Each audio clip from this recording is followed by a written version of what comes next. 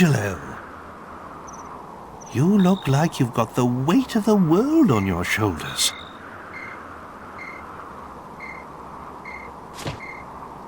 Maybe it would help to get it off your chest, hmm?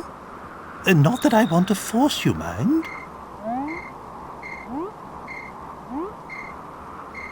Oh, I don't know. Maybe things will never be right between us. Marcello, will never forgive me. If only we didn't share common blood, I'm sure we'd get along fine.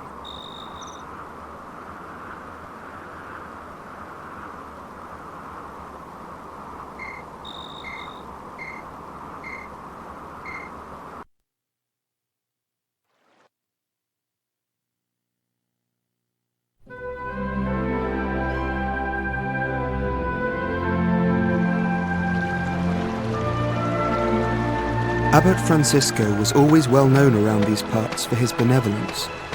He'd often take in children who had nowhere else to go. And I was one of them.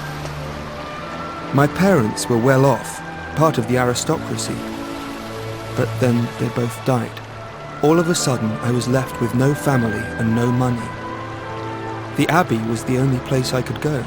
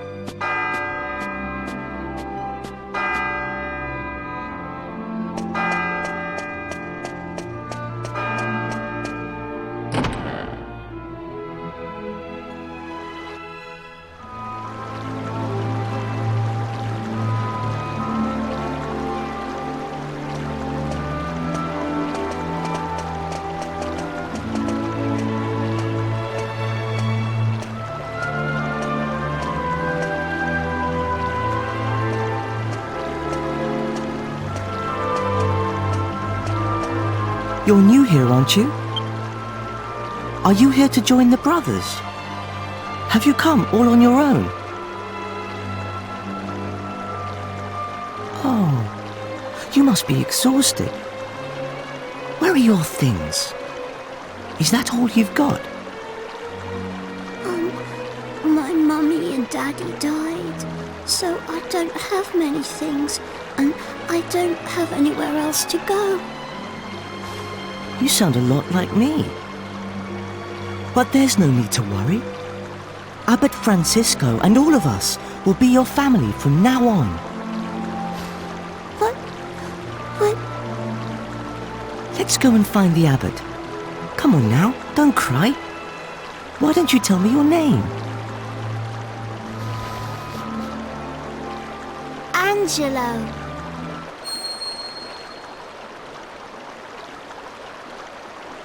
You! So you're Angelo. Leave. I want you to leave. You leave and never come back. I don't ever want to see you again. So you're intent on ruining this life for me as well, are you?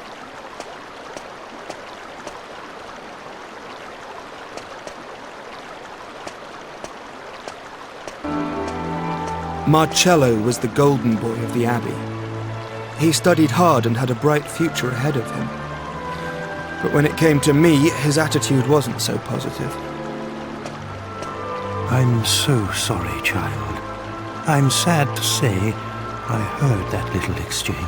It's so unlike Marcello to act like that. I just don't understand. Ah, I see. I always knew he had a half-brother. That's you, isn't it? You're Angelo. Well, they say time heals all wounds. Let's hope your living here will make everything all right. Now, come along with me. From today onwards, This will be your home. Why don't I introduce you to everyone? Not long after that, I heard the full story for the first time. About how I had a half-brother who was born from an affair between my father and one of the maids, and that was Marcello. If I hadn't been born, he'd have been next in line to my father. But when I was born, Marcello and his mother were thrown out of the house with nothing to their names. She died soon afterwards. He had no one. So he ended up at the Abbey, hating me and my father for all those years.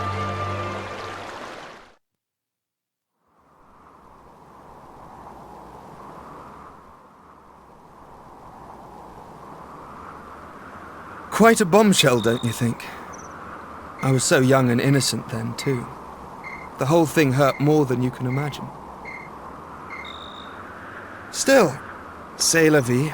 My father got off lightly.